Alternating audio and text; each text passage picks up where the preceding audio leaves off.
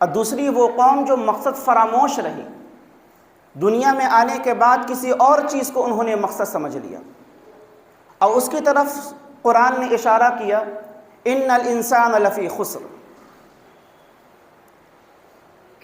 قوم عاد کو دیکھیں، اللہ رب العالمین نے زبردست اس قوم کو طاقت دی، اور اس طاقت کو اس نے مقصد سمجھ لیا، اور اس نے یہ اعلان کر دیا کہ من اشد منا قوہ، کہ لوگوں مجھ سے زیادہ دنیا میں طاقتور کوئی نہیں، یعنی طاقت کو اس نے مقصد سمجھا، حالانکہ دنیا میں آنے کا مقصد طاقت نہیں تھا۔ قوم فرعون گزری، فرعون کو دیکھ لیجئے، اللہ نے تخت دیا، بادشاہت دی، تمام چیزیں دیا، رتبہ دیا، شہرت دیا، نام دیا، بادشاہ بنایا، اور اس نے اس بادشاہ کو مقصد سمجھ لیا، اپنی بادشاہیت کو اور اپنے تخت کو مقصد سمجھ لیا۔ اس نے اعلان کر دیا کہ انا ربکم الاعلی، میں سب سے بڑا رب ہوں۔ یعنی دو طرح کی قومیں گزری دنیا میں، اور بھی اس کے علاوہ قومیں گزری۔ دنیا میں آنے کے بعد کچھ اور مقصد تھا، اللہ کے آگے جھکنا، اللہ کو راضی کرنا، اس کے حساب سے زندگی گزارنا، شب و روز اس کے حساب سے گزارنا۔ یہ دنیا تو صرف ایک کھیل ہے اور ایک تماشا ہے، لیکن ان لوگوں نے، ایک قوم گزری، ان لوگوں نے کسی اور چیز کو مقصد قرار دے دیا۔ طاقت ملی، اس کو طاقت مقصد قرار دے دیا۔ ایک کو اللہ نے بادشاہت دی، اس نے بادشاہت کو اور تخت کو اس نے مقصد قرار دے دیا۔ اور ان دونوں قوموں کو اللہ رب العالمین نے اس غلط مقصد کے سمجھنے اور چننے پر اللہ نے ہلاک و برباد کر دیا۔ ہم بھی جانتے ہیں اور آپ بھی جانتے ہیں۔ اور ذرا دیکھیں اللہ رب العالمین نے کیا نہیں کیا ہمارے لیے۔ آج ہم اور آپ اپنے مقصد کو، دنیا کو چھوڑ کر اس دنیا سے دل لگائے بیٹھے ہیں۔ اللہ رب العالمین نے کہا کہ وَسَخَّرَ لَكُم مَا فِي السَّمَاوَاتِ وَمَا فِي الْأَرْضِ جَمِيعًا مِّنْهُ إِنَّ فِي ذَلِكَ لَآيَاتٍ لِقَوْمٍ يَتَفَكَّرُونَ۔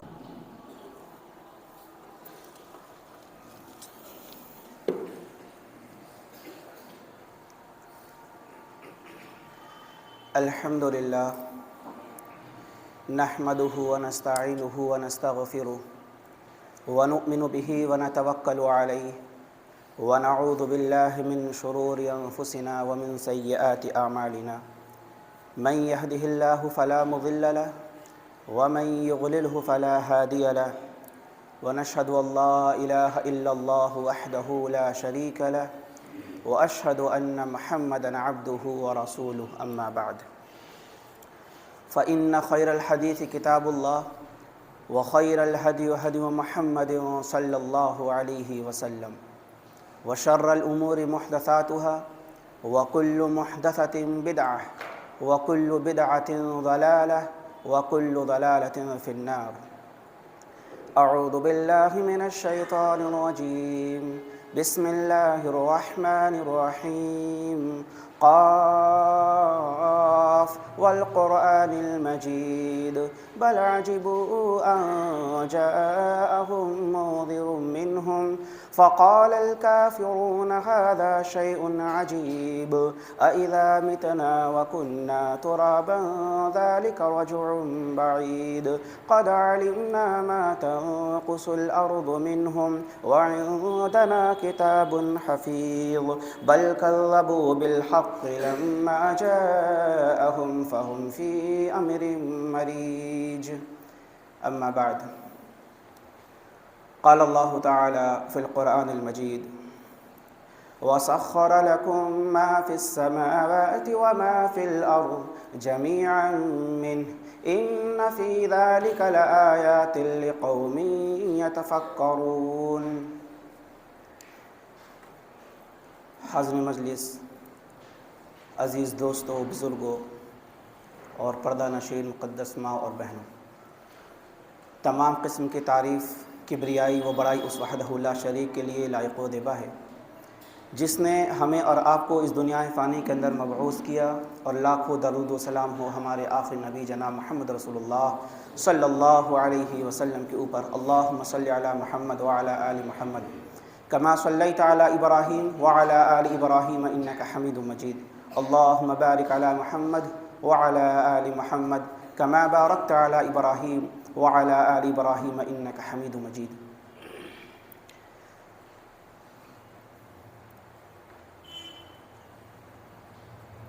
حاضرین اکرام، آج کے اس خطبے کا جو موضوع ہے وہ موضوع خطابت ہے لذت بندگی اور زندگی۔ لذت یعنی ذائقہ، ٹیسٹ۔ اس دنیا کے اندر، یا یوں کہا جائے کہ جب سے یہ دنیا بنی ہے تب سے لے کر آج تک اس دنیا کے اندر دو طرح کی قومیں گزری ہیں،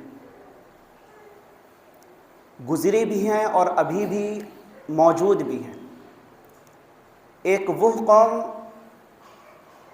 جسے مقصد شناس کہا گیا، ایک دوسری وہ قوم جو مقصد فراموش رہی۔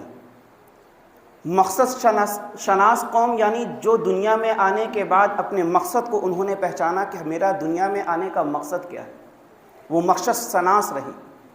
اور قرآن نے اس کی طرف اشارہ کیا سورہ عصر کے اندر،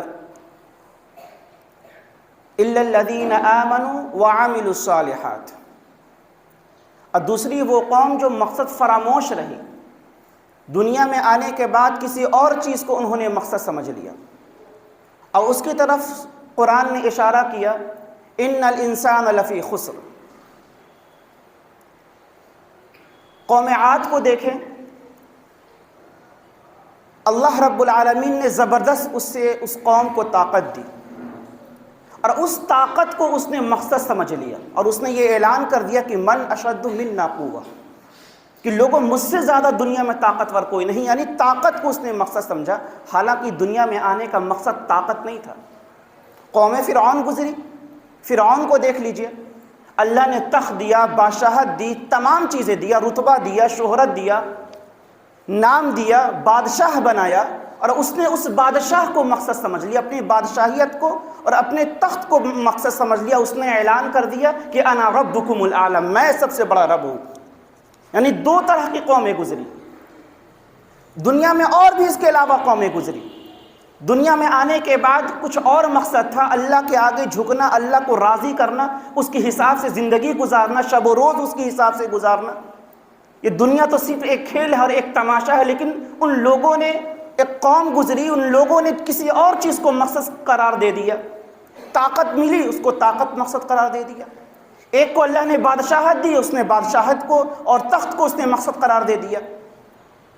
اور ان دونوں قوموں کو اللہ رب العالمین نے اس غلط مقصد کے سمجھنے اور چننے پر اللہ نے ہلاک و برباد کر دیا۔ ہم بھی جانتے ہیں اور آپ بھی جانتے ہیں۔ اور ذرا دیکھیں اللہ رب العالمین نے کیا نہیں کیا ہمارے لیے۔ آج ہم اور آپ اپنے مقصد کو، دنیا کو چھوڑ کر اس دنیا سے دل لگائے بیٹھے ہیں۔ اللہ رب العالمین نے کہا کہ وَسَخَّرَ لَكُم مَا فِي السَّمَاوَاتِ وَمَا فِي الْأَرْضِ جَمِيعًا مِّنْهُ إِنَّ فِي ذَلِكَ لَآيَاتٍ لِقَوْمٍ يَتَفَكَّرُونَ۔ اللہ نے کہا کہ زمین آسمان میں جو کچھ بھی ہو، چاہے زمین میں ہو یا آسمان میں ہو، ہم نے اس تمام چیزوں کو تمہارے کام میں لگا رکھا ہے۔ یہ سورج، یہ چاند، یہ شجر، یہ درخت، یہ رات کا آنا، یہ دن کا جانا، یہ چمکتے ہوئے تارے، یہ تمام چیزیں، یہ ہوائیں، یہ سورج، تمام چیزیں، درخت سے لے کر شجر تک، پرندوں تک، سب کو ہم نے، میرے بندے، میں نے تیرے لیے کر دیا۔ اور اللہ نے کہا کہ ان فی ذالک لآیات لقوم یتفکرون، جو لوگ سمجھ رکھتے ہیں، فکر کرتے ہیں، ان کے لیے اس میں عبرت ہے۔ لیکن آج ہم فکر کس کی کرتے ہیں کہ بھائی میرے پاس کتنا لوم ہو جائے، میرے بزنس ترقی کیسے کر جائے، آج ہم اس میں دماغ لگا رہے ہیں۔ قرآن نے جس چیز کو واضح کیا، قرآن نے کہا کہ اس میں ان لوگوں کے لیے فکر ہے، یہ نصیحتیں ہیں، یہ چیز وہ لوگ سمجھ پائیں گے جو فکر کرتے ہیں۔ لیکن آج ہم نے دنیا میں فکر کرنا شروع کر دیا، وہ دنیا جس کی حقیقت کچھ بھی نہیں۔ اللہ کے رسول صلی اللہ علیہ وسلم صحابہ کرام کے ساتھ گزر رہے تھے، ایک مری ہوئی بکری کو دیکھا، اللہ کے رسول وہاں رک گئے۔ کان کٹی مری بکری، کان بھی کٹی تھی یا مری ہوئی بھی تھی، اللہ کے رسول وہاں رک گئے، صحابہ کرام بھی رک گئے۔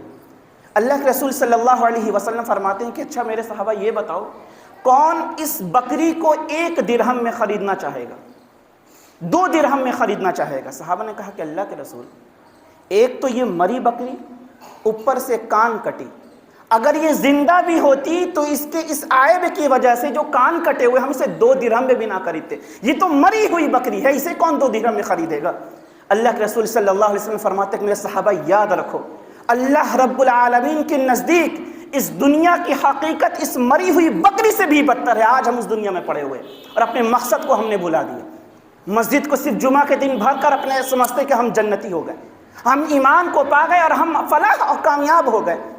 کوئی نماز کی فکر نہیں ہے، ہفتے بھر کی نماز قضا ہو رہی ہے یا پھر نماز چھوٹی جا رہی ہے، مسجدوں کو وہاں تک بھر دیا جمعہ کے دن اچھے اچھے خوشبو اور اچھے اچھے کپڑے لباس پہن کر کے، ان لباس کا، ان خوشبوؤں کا اللہ کے ہاں کوئی مرتبہ نہیں اگر آپ بے نمازی ہیں، اگر آپ نے دنیا میں آنے کے بعد اپنے مقصد کو نہیں سمجھا۔ یاد رکھی گئی وہ جس طرح وہ قومیں برباد کی گئی، دنیا میں آنے کے بعد طاقت کو مقصد سمجھا اللہ نے ہلاک کر دیا، دنیا میں آنے کے بعد تخت کو مقصد سمجھا اللہ نے اسے بھی ہلاک کر دیا۔ آج ہمارا معاملہ ایسا ہی ہو گیا، ہم اس دنیا میں آنے کے بعد اس دنیا کو ہم مقصد سمجھ رہے ہیں، اور دیکھ لیجئے مسلمانوں کے حالات کتنے بد سے بدتر ہوتے جا رہے ہیں۔ یہ وہ حالات ہیں جو ہمارے سامنے ہیں لیکن ہم آنکھ کھولنے کو تیار نہیں۔ بے مقصد انسان کو دیکھ کر بے زبان جانور بھی ماتم کنا ہوتا ہے۔ آپ کہیں گے بے زبان جانور تو بولتا نہیں، سورہ نمل آیت نمبر 23 پڑھتے ہیں، وَتَفَقَّدَ الطَّيْرُ فَقَالَ مَا لِيَ لَا أَرَى الْهُدْهُدْ أَمْ كَانَ مِنَ الْغَائِبِينَ۔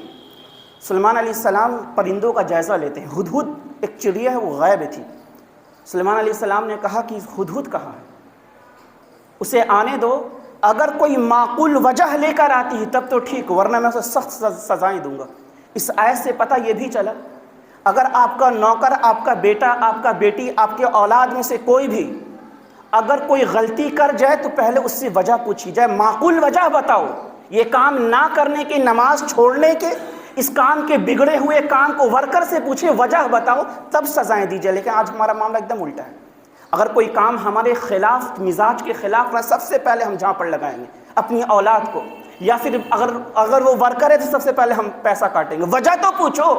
سلیمان علیہ السلام صرف یہ نہیں کہتے ہیں، قرآن اٹھائیے سورہ نمل آیت نمبر 23 کہ ہدہد آئے تو میں اسے ذبح کر دوں گا یا سخت سزائیں دوں، اگر معقول وجہ، کوئی واضح وجہ لے کر آتی ہے تب میں اسے رخصت دوں گا۔ بہرحال ہدہد آتا ہے، سلیمان علیہ السلام نے پوچھا کہ کہاں تھے، ہدہد نے کہا وجہ پوچھا کہاں غائب تھے، وجہ بیان کر رہی ہے ہدہد، کہا کہ میں یمن گیا۔ کون کہہ رہا ہے یہ ہدہد، میں یمن گیا، دو چیزیں دیکھی میں یمن کے اندر جو مجھے اچھی نہیں لگی۔ بے زبان جانور، الگ بات ہے کہ سلیمان علیہ السلام اس کی بھاشا، اس کی جو چیزیں تھیں وہ جانتے تھے، کیا بول رہے ہیں جانور اس کو سمجھتے تھے۔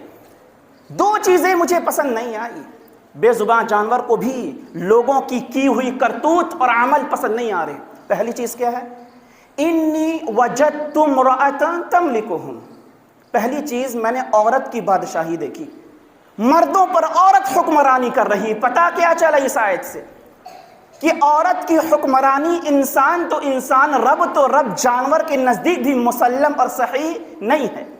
اور دوسری چیز کیا دیکھا، انی وجدتها وقومها یسجدون للشمس من دون اللہ، دوسری چیز میں نے یہ دیکھی کہ وہاں کے لوگ اللہ کے علاوہ کسی اور چیزوں کو، سورج کو سجدہ کر رہے، یعنی مقصد سے بھٹکے ہوئے، مقصد شناس نہیں بلکہ مقصد فراموش انسان کو میں دیکھا۔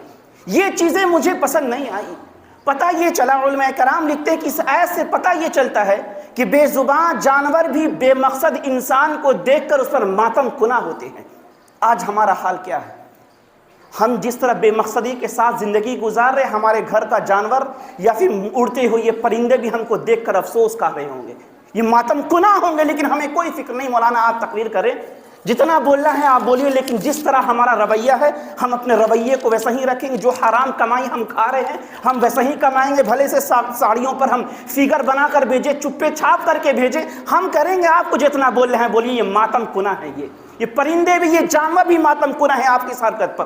جمعہ نماز پڑھنے والوں پر یہ پرندے بھی ماتم کنا ہے، اللہ اس کے رسول سے دور ہونے والے پر یہ پرندے بھی ماتم کنا ہے، لیکن ہمیں کوئی فکر نہیں۔ اس مقصد کو سمجھیے، دنیا میں آنا صرف یہ نہیں ہے کہ آپ کھائیں پیئیں سوئیں شب و روز گزاریں اور پھر چلتے بنے اس دنیا سے۔ دنیا میں آنے کا مقصد ہے وہ ہے عبادت۔ آپ عبادت کریں، 5 وقت کی عبادت جو بوجھ نہیں ہمارے اوپر۔ 50 وقت کی فرض تھی، اللہ نے 5 کر دیا، 45 کو مائنس کر دیا۔ اب اس سے بڑھ کر اللہ کی رحمت اور اللہ کی جلال کیا ہوگی، لیکن ہم کو کوئی اس بات کی فکر نہیں۔ اسلاف کہا کرتے تھے، کم من الناس خرجوا من الدنیا وما ذاقوا على ما ذاقوا فيها، کتنے لوگ اس دنیا میں آئے اور چلے گئے، لیکن انہوں نے اس دنیا میں آنے کا لذت، مزہ نہیں چکھا۔ وہ مزہ کیا ہے، عبادت۔ آج ہم عبادت سے دور ہیں، آج ہم پیسوں میں گھوم رہے ہیں اور پیسے کمانے کے لیے وہی لذت سمجھ رہے ہیں، لیکن اسلاف کے نزدیک دنیا میں آنے کا جو مقصد تھا، جو ذائقہ تھا، وہ تھا عبادت۔ ذرا دیکھتے ہیں، ایسے لوگ بھی گزرے ہیں اس دنیا کے اندر جو دنیا میں آئے تو ضرور، لیکن اس دنیا کی محبت کو اور اس دنیا کی رنگینیوں کو اپنے دل میں انہوں نے جگہ نہیں دی۔ ان کا حال کیا ہوا؟ جو وہ لوگ جو مقصد کو سمجھا اللہ رب العالمین کے، فضیل بن عیاض، سفیان ثوری آج ہم کتنے ہیں نا، تمام چیزیں موجود ہیں، نعمت کی تمام گھر میں چیزیں، لیکن سکون نہیں ہے ہمارے دلوں میں۔ کیوں؟ کیونکہ ہم بے مقصد ہیں۔ آج ہم نہ بے نمازی، ہماری اولاد بے نمازی، نہ اللہ سے واسطہ، نہ دین سے واسطہ، نہ رسول سے واسطہ۔ آج ہم دین سے دور ہیں، مقصد فراموش ہو چکے، ہم مقصد شناس نہیں رہے۔ فضیل بن عیاض، سفیان ثوری، وقت کے دو بڑے محدث مسجد حرم پہ بیٹھے ہوئے ہیں، ہاتھ میں سوکھی روٹی ہے۔ دنیا سے دل نہیں لگایا تھا انہوں نے، دنیا کو سب کچھ نہیں سمجھا تھا، اللہ رب العالمین کے لیے انہوں نے زندگی گزاری تھی۔ دو بڑے محدث، ہاتھ میں سوکھی روٹی، کھانے کے لیے کوئی شوربہ بھی نہیں۔ آج ہمارے پاس کتنے پکوان ہیں لیکن تب بھی ناشکری۔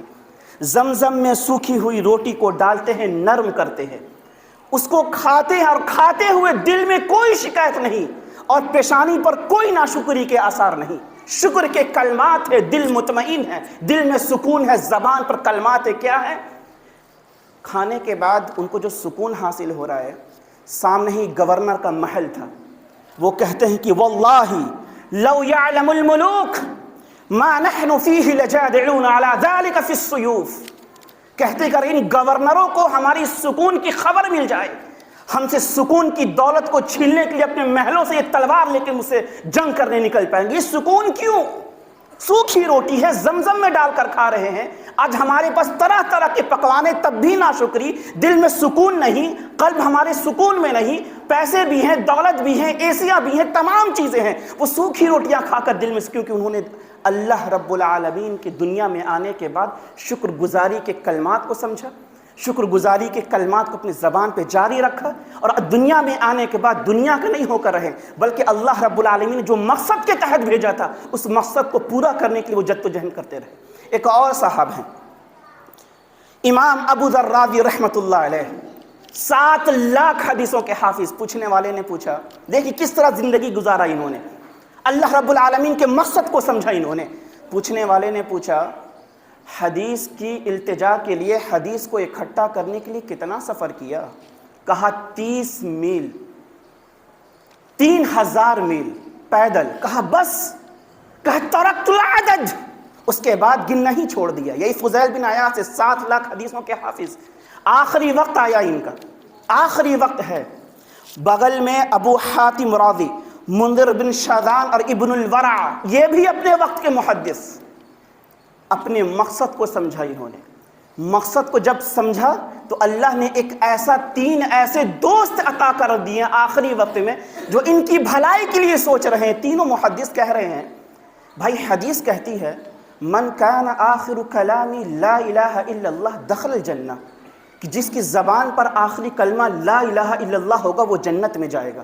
لیکن وقت کے اتنے بڑے محدث انہیں کہے کون؟ بتائے کیسے، سمجھائیں کیسے کہ بھائی آپ ایک بار بول تو دیجئے کلمہ۔ محدث ہیں لیکن فکر ہے دوستوں کو۔ یہ ایسے دوست اللہ رب العالمین نے عطا کیے کیونکہ انہوں نے اپنی زندگی کو زندگی سمجھا اور مقصد کے حساب سے گزارا جو اللہ کا مقصد تھا۔ ایک نے کہا کہ ایسا ہے کہ جس حدیث میں یہ لفظ آیا ہے اس حدیث کو پڑھنا شروع کرتے ہیں۔ ایک دوست بغل میں بیٹھتے ہیں، حدیث پڑھنا شروع کرتے ہیں۔ حدثنا ابو عاصم حدثنا بندر قال حدثنا عبد الحمید بن جعفر۔ جعفر رک گئے، گویا کہ مجھے اس کے آتا ہی نہیں، بھول گیا میں۔ دوسرے نے کہا کہ رکو رکو رکو، اس کے آگے سے میں پڑھتا ہوں۔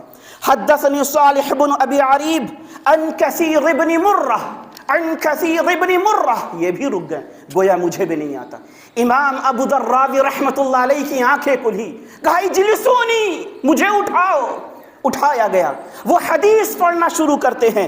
امام ابو ذر راضی کہتے ہیں حدثنا ابو عاصم قال حدثنا بندر حدثنا عبد الحمید بن جعفر حدثنا صالح بن ابی عریب عن کثیر بن مرہ عن معاذ بن جبل قال قال رسول اللہ صلی اللہ علیہ وسلم من کان آخر کلامی لا الہ الا اللہ دخل الجنہ، بھی نہیں کہا، روح پرواز کر گئی۔ ایسے دوست نصیب فرمائے جو آخری وقت میں ان کی زبان سے کلمہ لا الہ کو جاری و ساری کروا دیا۔ یہ دوست نصیب کیوں ہوئے؟ کیونکہ انہوں نے اپنی زندگی کے مقصد کو سمجھا۔ سورہ کہف ہم پڑھتے ہیں نا، کتنی بار ہم سورہ کہف پڑھتے ہیں جمعہ کے دن، مولانا ہم نے پڑھ لیا لیکن ترجمے کی توفیق ہوئی نہیں ہوئی۔ سورہ کہف کی ایک آیت، وَأَمَّا الْجِدَارُ فَكَانَ لِغُلَامَيْنِ يَتِيمَيْنِ فِي الْمَدِينَةِ وَكَانَ تَحْتَهُ كَنْزٌ لَهُمَا وَكَانَ أَبُوهُمَا صَالِحًا۔ جتنے بھی اس مسجد کے اندر جو باپ کے درجے پر فائز ہیں وہ غور سے سنی اس آیت کو۔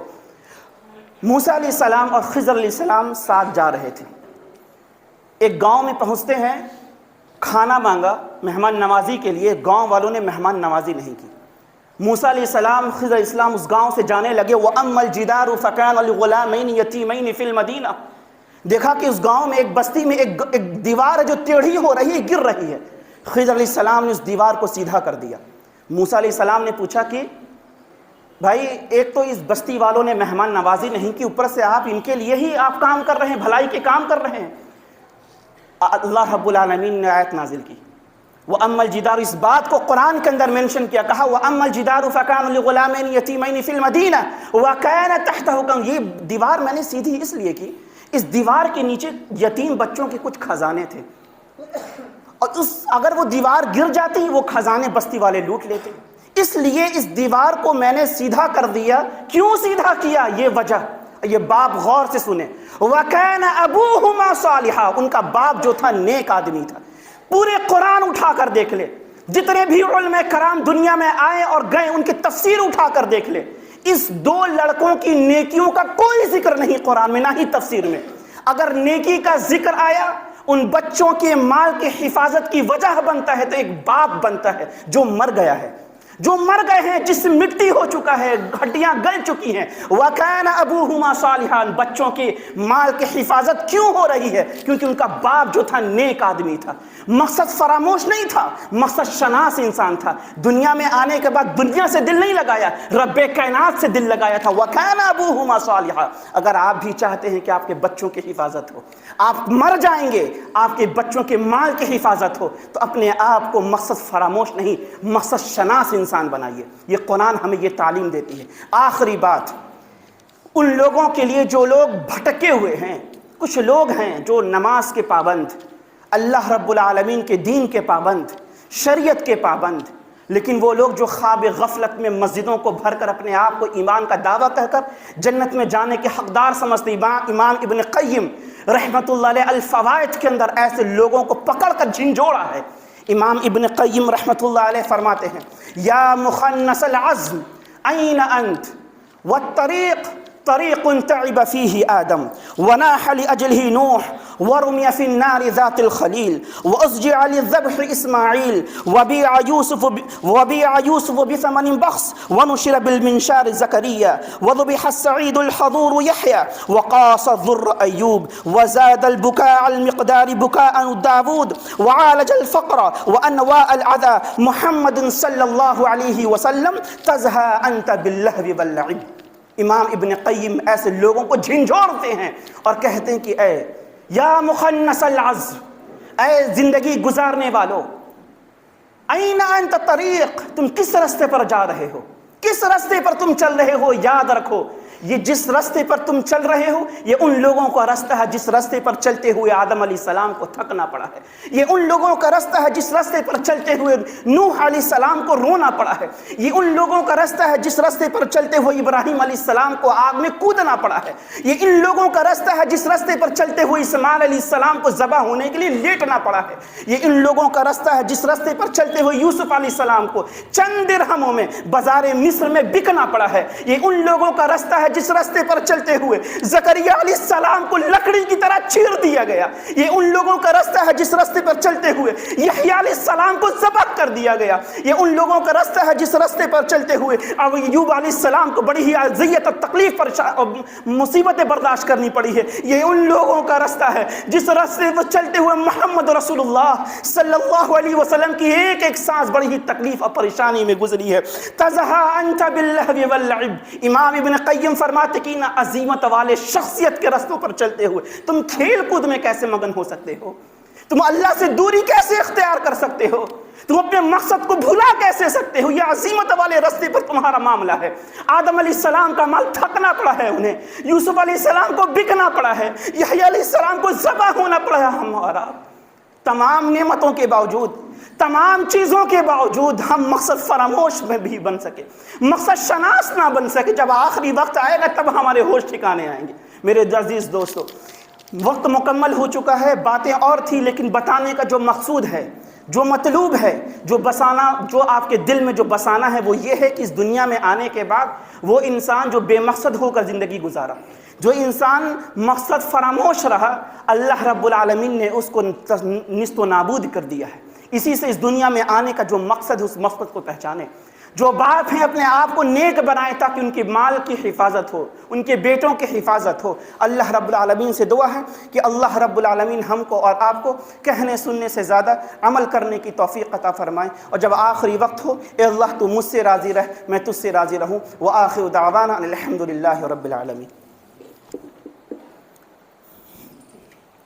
الحمد لله نحمده ونستعينه ونستغفره ونؤمن به ونتوكل عليه ونعوذ بالله من شرور أنفسنا ومن سيئات أعمالنا، من يهده الله فلا مضل له ومن يضلله فلا هادي له، ونشهد أن لا إله إلا الله وحده لا شريك له، وأشهد أن محمدا عبده ورسوله. أما بعد فإن خير الحديث كتاب الله، وخير الهدي هدي محمد صلى الله عليه وسلم، إنه هو السميع العليم، إنه تعالى جواب كريم ولق رؤوف رحيم.